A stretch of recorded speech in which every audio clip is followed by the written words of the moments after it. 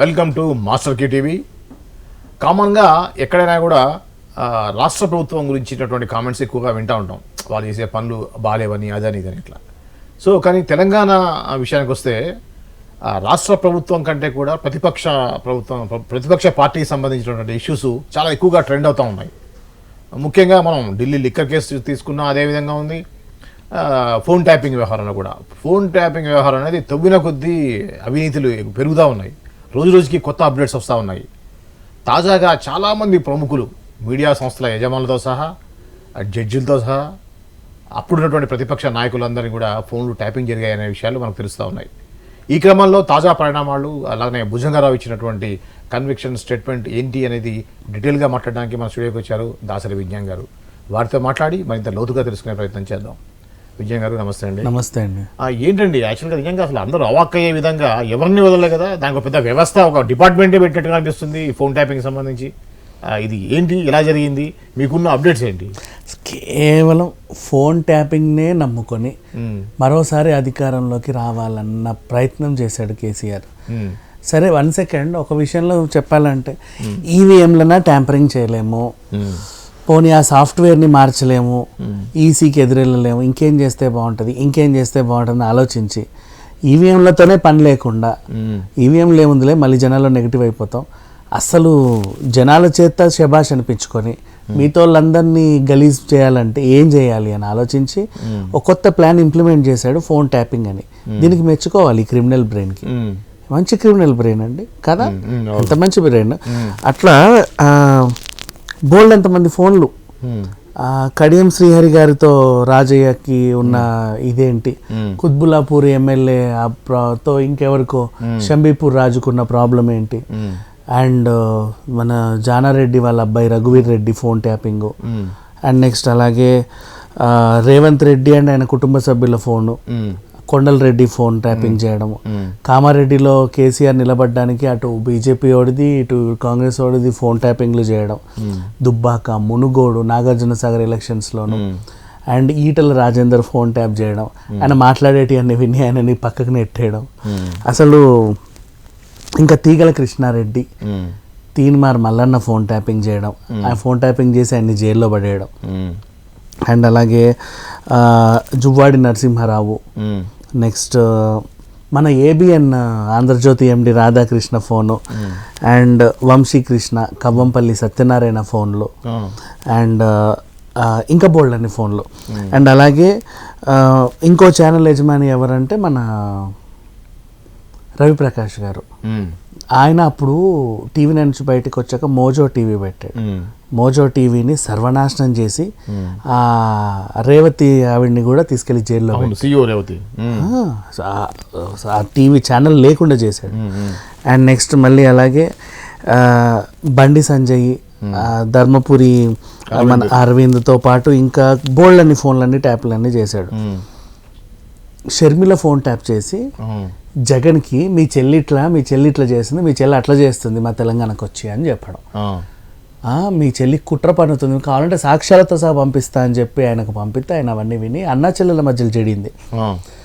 అన్నా చెల్లి షర్మిలని అండ్ మన జగన్ని విడదీసింది వివేక హత్య కేసో కాదు, ఇంకేదో కాదు. ఆవిడ ఆస్తుల కోసము పాపం వాళ్ళ అన్నయ్య దగ్గర నుంచి ఎలా అసలు రావాలని వాళ్ళ అమ్మతో మాట్లాడడం, ఇవన్నీ కూడా ఈ పెద్ద మనిషి రికార్డు చేసి అటు పంపితే ఆయన అవన్నీ విని వాళ్ళిద్దరి మధ్యలో గొడవయ్యి ఈ దాకా వచ్చింది. Next junior NTR phone tapping చేసి బాలకృష్ణకి చెప్పడం, ఇవన్నీ చేశాడు. అల్లు అర్జున్ ఫోన్ ట్యాపింగ్ చేసి పవన్ కళ్యాణ్కి, చిరంజీవికి చెప్పడం. అయ్యో బోల్డ్ అండి, ఒకటి కాదు రెండు కాదు. హైకోర్టు జడ్జి శరత్ రాజా గారి ఫోన్ ట్యాప్ చేయడం, చాలా టూ మచ్ అసలు జడ్జి ఫోన్, తమిళసై గారి ఫోన్, గవర్నర్ ఫోన్ ట్యాప్ చేయడం. ఫోన్ ట్యాపింగ్ ప్రధాన లక్ష్యంగా పెట్టుకొని వ్యవస్థను క్రియేట్ చేసి 3 షిఫ్టుల్లో పనిచేసాడు. 3 షిఫ్టుల్లో ప్రణీత్ రావు ఆధ్వర్యంలో బంగారంలా పనిచేశారు. అండ్ మళ్ళీ హీరోయిన్ల ఫోన్లు ట్యాపింగ్ చేసి శృంగారంలా పనిచేశారు. మళ్ళీ ఇంకేంటి, ఎలక్షన్ టైంలో ఎక్కడి నుంచి డబ్బులు వస్తున్నాయి, ఎక్కడికి వెళ్తున్నాయి, వాళ్ళ డబ్బులు వీళ్ళ డబ్బులు ఎలా వెళ్తున్నాయి అనేది వాళ్ళు ఆపి పట్టుకోవడమే వీళ్ళ డ్యూటీ అంట భుజంగరావు చెప్పాడు. ఇంతకుముందు రాధాకిషన్ కూడా అదే చెప్పాడు. అవును అవును కదా, మొన్న ఆయన చెప్పాడు. అందరి వాంగ్మూలాల్లో అవే ఉన్నాయి. ఎటు తిరిగి మొత్తం మళ్ళీ కేసీఆరే చేశాడు. కానీ ఒకటి అర్థం కాదు ఏంటంటే, ఇన్ని ఫోన్లు వాళ్ళు మాట్లాడుకోవడమే గంటలు మాట్లాడుకుంటారు కదా, మళ్ళీ దాన్ని అంతసేపు వినే ఓపిక ఎక్కడదండి అసలు? చెవులు ఉంటాయి అసలు? అన్ని విని విని విని విని విని ఏం చేస్తారు? అవన్నీ ఆయన విన్నాడు. సో ఈ 5 ఏళ్ల కాలం ఫోన్లన్నీ వినుకుంటా ఫామ్ హౌస్లో కూర్చొని జనాలను పట్టించుకోక వదిలేశారు. ఆయన ఓటమి కారణం కూడా ఫోన్ ట్యాపింగ్ వల్ల గెలుద్దాం అనుకున్నాడు. ఫోన్ ట్యాపింగ్ వల్లే ఓడిపోయాడు. అవన్నీ విని బయటికి రావడం మానేశాడు. అసలు అదేంటో మరి, మనిషి అన్నాడు ఎవడన్నా గిన్నిస్ రికార్డ్ అది, అన్ని ఫోన్లు వినడం. అండ్ ఎన్ని ఫోన్లు, ఇంకా బోల్డ్ అన్ని ఫోన్లు ట్యాపింగ్ చేశారండి. మర్చిపోయా, నిన్న మల్లారెడ్డి భూ వివాదం ఉందా, ఆ టైంలో ప్రశాంత్ రెడ్డి శ్రీకాంత్ రెడ్డి అనుకుంటా ఆయన పేరేంటో, అపోజ్ వాళ్ళ ఫోన్లన్నీ ట్యాప్ చేసి చేయడం. మన సంధ్యా కన్వెన్షన్ ఎండి శ్రీధర్ రావు ఫోన్ ట్యాపింగ్ చేయడం. ఇంకా అనేక కన్స్ట్రక్షన్ రియల్ ఎస్టేట్ కంపెనీలకు చెందిన వాళ్ళ ఫోన్లన్నీ ట్యాప్ చేయడం. అండ్ మెగా వాళ్ళకి ప్రాజెక్ట్ ఇచ్చిన తర్వాత వాళ్ళు ఏం చేస్తారా అని చెప్పి వాళ్ళ ఫోన్లు ట్యాప్ చేయడం. ఎవరేమన్నాడు ప్రాజెక్టు, నువ్వు ఇచ్చావు కరెక్టే, ఏం చేస్తావు? మళ్ళీ ఎల్ఎన్టీ కంపెనీ వాళ్ళకి మెట్రో ఇచ్చి వాళ్ళ ఫోన్లు ట్యాప్ చేయడం. అర్రే ఎన్ని చేశాడు అంటే, రాష్ట్రాన్ని సర్వనాశనం చేయడానికి ఎన్ని దారులు ఉంటే అన్ని దారులను బాగా వాడుకున్నాడు. ఏకైక ఒక సీఎం ఎవడైనా ఉన్నాడు అంటే కేసీఆరే. అది. అండ్ నెక్స్ట్ లిక్కర్ స్కామ్ కూడా కవిత కన్సర్న్లో జరిగినప్పటికీ కూతురు మంచి పనే చేస్తుందా లేదా అని చెప్పి, అంటే కూతురు ఫోనే ట్యాప్ చేశాడు. అంటే ఈమె మీద డౌట్ కాదు, ఈమెకు వచ్చే ఫోన్ కాల్స్ వాళ్ళు జెన్యూనా కదా, పాపం ఈ పిచ్చిదారికి తెలియదు కదా, ఎక్కడ తొందరపడి సైన్లు చేసేస్తుందో అని చెప్పి కూతురు ఫోను ట్యాప్ చేసి, అటు మళ్ళీ కోడలి ఫోను ట్యాప్ చేసి, ఏం సాధించావు నువ్వు అంటే నీ వెనకాల ఏమీ లేదు. కర్మ ఏంటంటే, వీళ్ళ కేటీఆర్ కొడుకు వాళ్ళ స్కూల్లో ఎవరికో స్కూల్ని దత్తత తీసుకొని ఏదో డెవలప్ చేద్దామని అనుకున్నాడు. మంచి పనే, వీడి మైండ్ ఎవడు పొల్యూట్ చేశాడా అని చెప్పేసి ఆయన ఫోన్ ట్యాప్ చేసి ఎవడన్నా ఉండి పిల్లోడికి ఏమన్నా ఎక్కిస్తున్నారా, అద్దేపో ఇద్దేపో అది చేపించు అని. అట్లా ఉంది. అంటే సొంత మనుషుల్ని నమ్మక, రాష్ట్ర ప్రజలని నమ్మక, నీ సొంత క్యాడర్ని నమ్మక, మనుషుల్ని నమ్మక, అపోజిషన్ వాళ్ళని నమ్మక, ఫ్యామిలీ మెంబర్స్ బ్లడ్ రిలేషన్లని నమ్మక, ఏం సాధించావు నువ్వు అంటే ఏమీ లేదు. ఈరోజు ఉన్నది పోయింది, అసలు ఏం లేదు దీంట్లో. A to Z అంత ఫోన్ ట్యాపింగ్ అనేది అది మంచి, అంటే భలే దొరికింది ఒక ఆయుధం లాగా ఈయనకి. అట్లా ఈ కిషన్ రెడ్డి ఏం మాట్లాడుతున్నాడు, ఆయన కేంద్ర మంత్రి అయిన తర్వాత కిషన్ రెడ్డి ఫోన్ ట్యాపింగ్ చేయడం అంటే, కేంద్రంలో స్థాయిలో ఇప్పుడు హోం శాఖలో ఆయనకి ఒక అడిషనల్ పోస్ట్ ఇచ్చారు మంత్రులు. సో అక్కడేం జరుగుతుందో తెలుసుకోవడానికి, అంటే అమిత్ షా గురించి తెలుసుకోవడానికి ఈయన ఫోన్ ట్యాపింగ్ చేసి వినడం. అండ్ తమిళసై ఫోన్ ట్యాపింగ్ చేయడం అంటే, ఆమెకి అప్పుడప్పుడు మోడీ గారు కూడా మాట్లాడవచ్చు, అమిత్ షా మహామహులు మాట్లాడతారు యాజ్ ఎ గవర్నర్. సో వాళ్ళందరి గురించి తెలుసుకొని ఆమె ఫోన్ ట్యాపింగ్ చేయడం. వాళ్ళకి తెలియలే పాపం, అరే ఏంటి ఏం చేసినా కేసీఆర్కి భలే తెలిసిపోతుంది, అబ్బాయి ఎంత టాలెంటెడో అనుకున్నారు. కేసీఆర్కి నాకు తెలిసి అంతటా కోవట్టులు ఉన్నారేమో, నా రాజ్భవన్లో కూడా కోవట్టు ఉన్నాడేమో, నేను చేసేవన్నీ తెలిసిపోతాను అనుకున్నాను. కానీ పిచ్చి తల్లి ఆమెకు తెలియదు నా ఫోన్ ట్యాపింగ్ అయిందని. అంటే గవర్నర్ ఫోన్ ఎవరు ట్యాప్ చేస్తాడు, ఆ కాన్ఫిడెన్స్. జడ్జి గారి ఫోన్ ట్యాపింగ్ చేయడం ఏంటండి కర్మ కాకపోతే? ఏం చేయబోతున్నాడు, ఆ తీర్పు సంబంధించి డిస్కస్ చేశాడు ఎవరన్నా? ఈయన అపోజిషన్ లాయర్ల ఫోన్ ట్యాపింగ్ లో చేయడం. మళ్ళీ రామోజీరావు తరఫున కేసు జగన్ కు ఉన్నప్పుడు రామోజీరావు తరఫున lawyer Siddharth Luthra phone tapping చేసి విషయాలన్నీ సునీతారెడ్డికి అటు జగన్ కి చేరేయడం. సునీతారెడ్డి ఫోన్ ట్యాపింగ్ చేసి జగన్ కి చేరవేయడం. ఈమె ఎప్పుడెప్పుడు ఇంప్లీట్ అవుతుందా కేసులో అని చెప్పి ముందే వాళ్ళకి చెప్పడం, వాళ్ళు అవినాష్ రెడ్డికి చెప్పి ముందు జాగ్రత్త పడ్డం. ఇన్ని జరిగాయి. అంటే ఈయన రాష్ట్రంలోనే కాదు పక్క రాష్ట్రాన్ని చక్కబెట్టి మళ్ళీ మహారాష్ట్రలో దూరాడు కదా, అప్పుడు ఇట్లా మహారాష్ట్రలో దూరినప్పుడు వాళ్ళ ఫోన్లన్నీ ట్యాప్ చేశాడు. పాపం హిందీ సరిగ్గా అర్థమైందో లేదో, ట్రాన్స్లేటర్ ఏమైనా పెట్టుకున్నాడో లేదో తెలియదు, కానీ వాళ్ళ ఫోన్లు ట్యాప్ చేశాడు. ఇన్ని దారుణాలు, ఇంత మంది ఫోన్ ట్యాప్ చేయడం అనేది బహుశా నాకు తెలిసి ఈ రాజకీయ చరిత్రలో ఎక్కడా ఉండి ఉండదు. ఎంఐఎం ఫోన్ ట్యాపింగ్లు చేసి బలవంతంగా ఆయన చేత ఒప్పందం పెట్టించుకున్నాడు.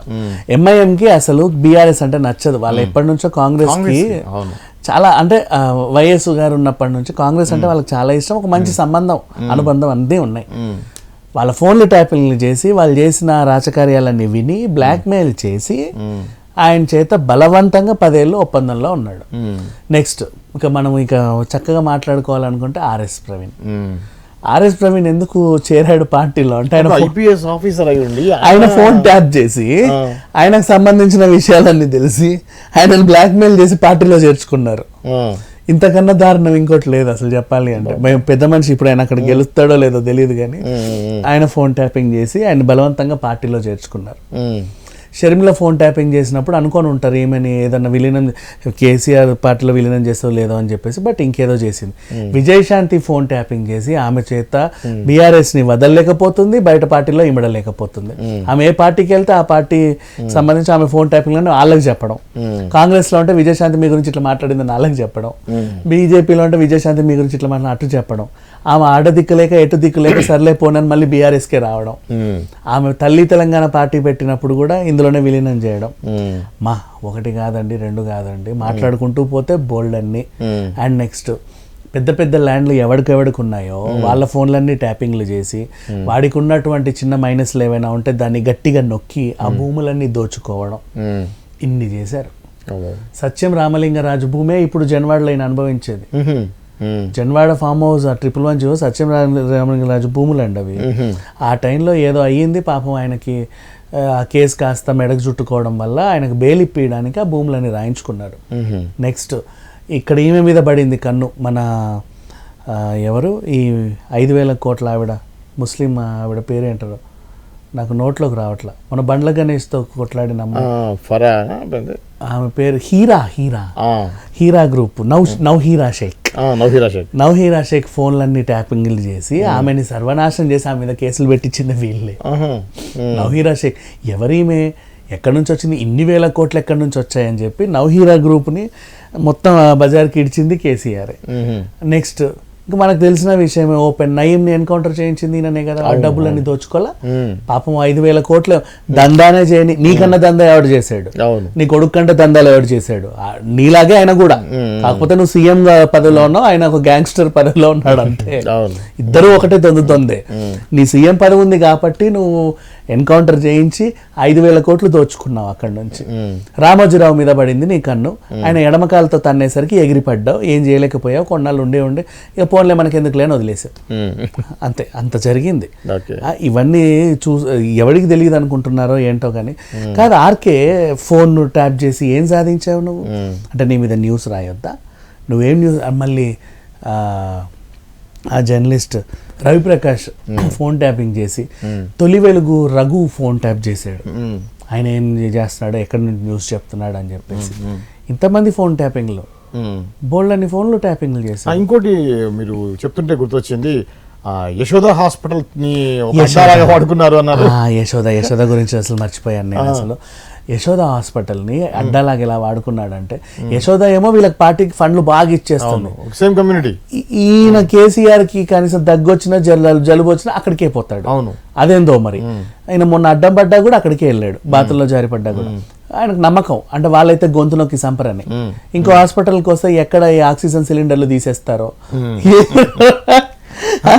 ఎక్కడ ఏం వస్తారో అని భయం. కొత్తగా వచ్చినటువంటి మన వివరాల ప్రకారం ఒక మంచి అడ్డాలుగా వాడుకుని దాన్ని అంత నమ్మకం ఆయనకి ఆ హాస్పిటల్ పైన.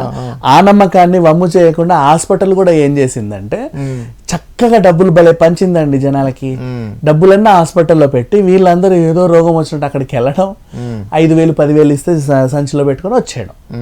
అక్కడ నుంచి నువ్వు 5 లక్షలు తీసుకొచ్చినా నేను ఎవరు అడగరు, ఎందుకంటే హాస్పిటల్ చూడండి డాక్టర్ వాంగ్మూలం, ఇప్పుడు హాస్పిటల్ నుంచి వస్తున్నాము, రోగికి రేపే ఆపరేషను, నువ్వు ఎలక్షన్ కోడ్ అన్నావు, ఎలక్షన్ కోడ్ అన్నావు, ఈ 5 లక్షలు అర్జెంట్ అండి, రేపు రాత్రికి ఆపరేషన్ చేయాలి, తెల్లారితే ప్రాణం పోద్ది, మరి ఏం చేయమంటారు, ఈసీ వదిలేస్తారు. మరి అట్లాంటి పనులు చేయరండి. డబ్బులు తీసుకెళ్ళొద్దు అంటే నువ్వు దానికి ఒక పర్టికులర్ రీజన్ చెప్పాలి కదా. ఆ రీజన్ ద్వారా అట్లా డాక్టర్ వాంగ్మూలాలు చూపించుకుంటూ లక్షలు ఇట్లు చట్టం అటు నుంచి యశోద నుంచి ఎవరైతే ఇప్పుడు బిజినెస్ మెన్స్ ఉన్నారో వాళ్ళు కూడా యశోదకు వచ్చి ఇచ్చేవాళ్ళట, బీఆర్ఎస్ కి ఇచ్చాల్సిన పార్టీ ఫండ్ లాగా. యశోదకి ఇచ్చేవాళ్ళు, యశోద హాస్పిటల్ కదా, హాస్పిటల్కి ఇచ్చేవాళ్ళు. ఇప్పుడు మీరేంటంటే మీ నియోజకవర్గంలో 25 లక్షలు పంచాలండి, నువ్వు అది పట్టుకెళ్తే నిన్ను అది పట్టుకుంటారు దారిలో, క్యారీ చేయొద్దు. అవును. కాకపోతే నీకేంటి డాక్టర్ వెంటనే మెదడులో పెద్ద హోల్ ఉన్నటువంటి అది ఇచ్చేస్తాడు. చూడు పెద్ద హోల్ ఉంది, ఇప్పుడు ఈ హోల్ అంతా పూడ్చాలంటే ఈ 25 లక్షలు కావాలి, అందుకు వెళ్తున్నానని చెప్పి వెళ్ళిపోయేవాడివి. ఓకే. ఆ రకంగా జనాలు ఇటు నుంచి అటు డబ్బులు ట్రాన్స్ఫర్ అయ్యాయి. యాక్చువల్గా వీళ్ళకి తెలిస్తే డబ్బులు పట్టుకుని హాస్పిటల్లోకి వెళ్ళాలి రూల్ ప్రకారం, బయట నుంచి డబ్బులు తీసుకెళ్లి హాస్పిటల్లోకి వెళ్ళాలి. కానీ ఇక్కడ హాస్పిటల్ నుంచి డబ్బులు తీసుకెళ్లి మాకు ఇంకో చోట రాశారండి, మేము అక్కడికి వెళ్తున్నామని చెప్పి అటు వెళ్ళడం. ఇట్లా జరిగాయి ఇన్ని అన్ని అరాచకాలు. ఈయన చేసినవన్నీ ఒక్క మంచి పని ఏదైనా ఉందా అంటే ఒక్కటి కూడా లేదు. A to Z మొత్తం ఇంతే.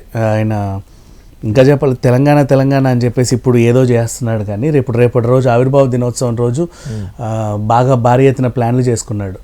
రోడ్డు మీదకి వస్తే నిజంగా చెప్పులు రాళ్లతో కొడతారు జనాలు, అంతమించి ఏం లేదు. ఒకటోటి బయటపడుతున్నాయి.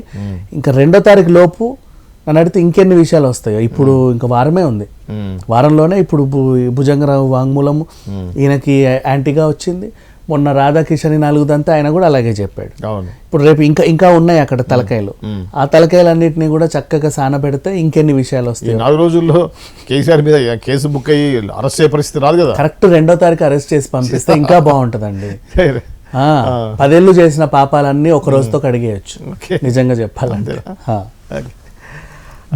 ఇది అండి ఏదైతే కేసీఆర్ చేస్తున్నటువంటి అక్రమాల గురించి మనకి మీడియాలో వస్తుందో దానికి సంబంధించినటువంటి వివరణ ఇచ్చారు దాసరి విజ్ఞాన్ గారు. మరో అంశంతో మళ్ళీ కలుద్దాం. అంతవరకు చూసి ఉండండి మాస్టర్ కీ టీవీ.